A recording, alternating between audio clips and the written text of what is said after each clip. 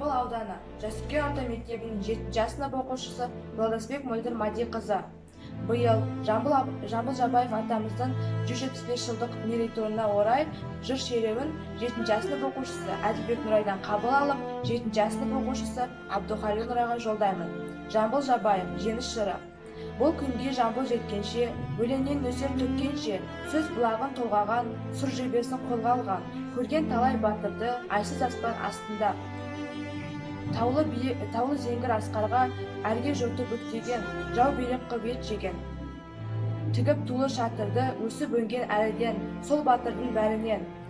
Айбатты ақыл айлалы, өткір рек найзалы, жұлдызы жанған маңдайда, артық туған майданда.